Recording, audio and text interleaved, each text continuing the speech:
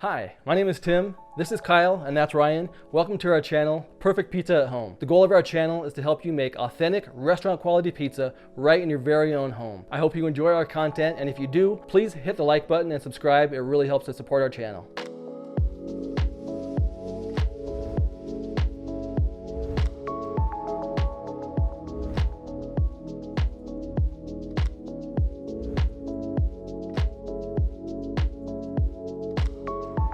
In today's episode, we're going to be teaching you how to make a crispy, cheesy, golden brown, Detroit-style pizza, just like they've been making at Buddy's in Detroit since 1946. Let's get to it. So in order to make this dough, it's going to be important for you to have a digital scale. You can put your mixing bowl right on the scale, press tare, and then you're ready to add the flour. This recipe calls for about 495 grams of flour, so we'll just get that dumped in. And now with your flour measured out, you'll add the salt, and finally your yeast.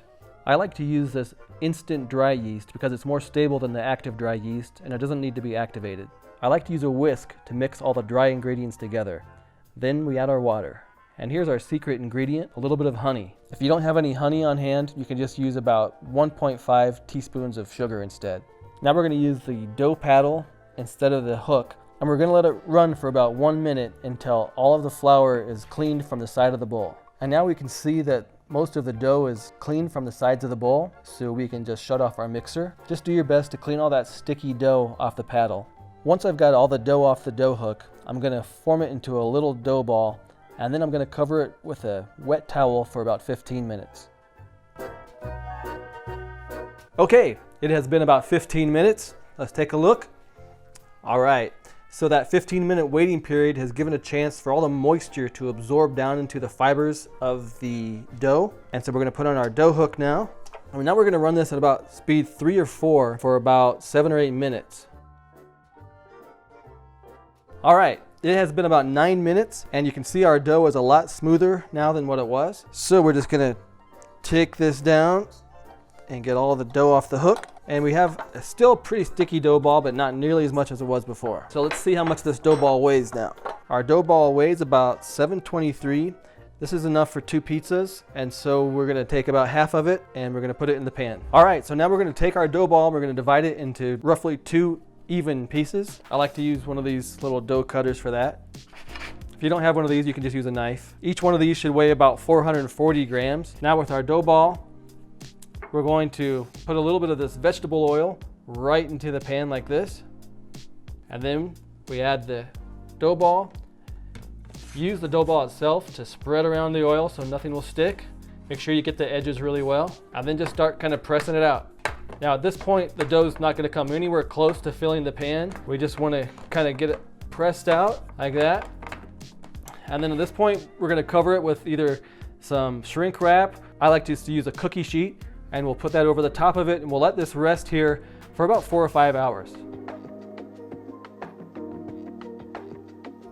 While we're waiting for our dough to rise, this is the perfect time to make our sauce. For this one, I think I'm gonna use the sclafani, crushed tomatoes. It's a kind of a sweeter tomato and it makes a perfect sauce for this pizza. All right, so for the sauce, we just take our crushed tomatoes and pour it into a container. And then we're gonna add our ingredients: salt, garlic powder, and some crushed pepper. Got some oregano, and we've got some crushed red pepper. We're gonna mix this all together, and it's gonna make a delicious sauce for our Detroit-style pizza.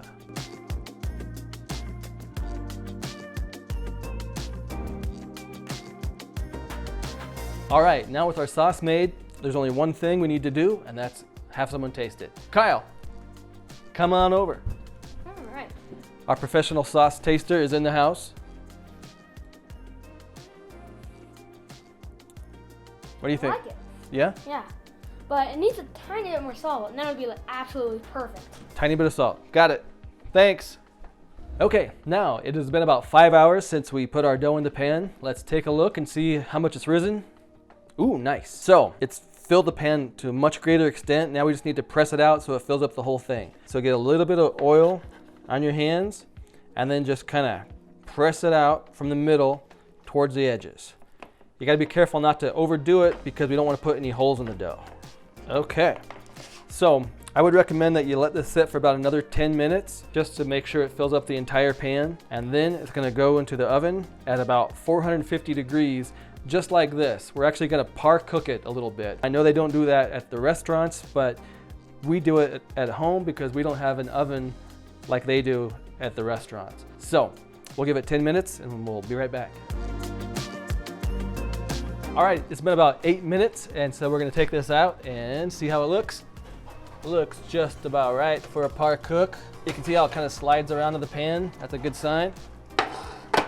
Now we can go ahead and prepare our cheese. Buddy's Pizza uses brick style cheese, but brick style cheese is really hard to get unless you're in Wisconsin or the surrounding area. So what I found is the best substitute is to use half and half mixture of Monterey Jack and mozzarella. And I really recommend that you get the solid cheese blocks and shred it yourself. And when you shred it, I recommend using a real coarse shredder like this so that you have pretty good size, thicker pieces of cheese.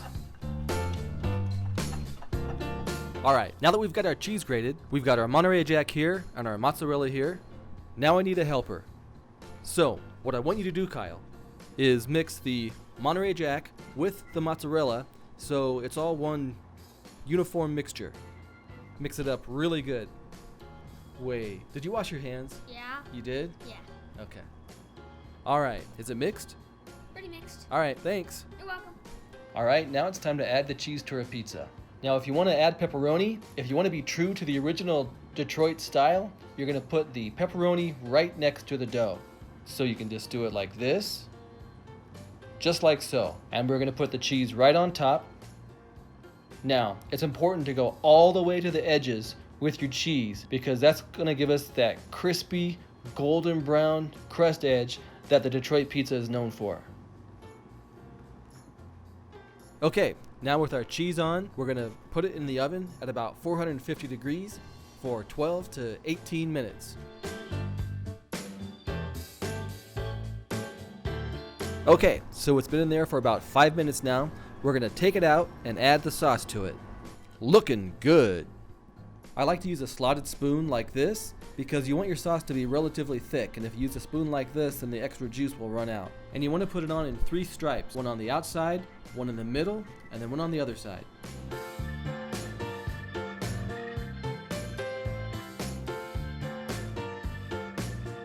All right, now it goes back in the oven for about another 5 minutes.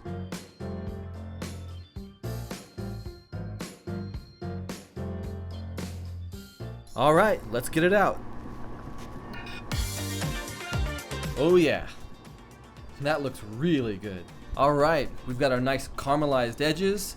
Our sauce is still moist, but not too runny. We're gonna give this a couple minutes to cool off, and then we'll take it out of the pan and cut a slice. All right, now we're gonna go around the edges with a nice sharp little spatula and try to get this thing out.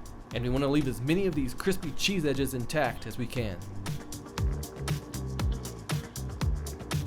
Look at that. That looks pretty darn good.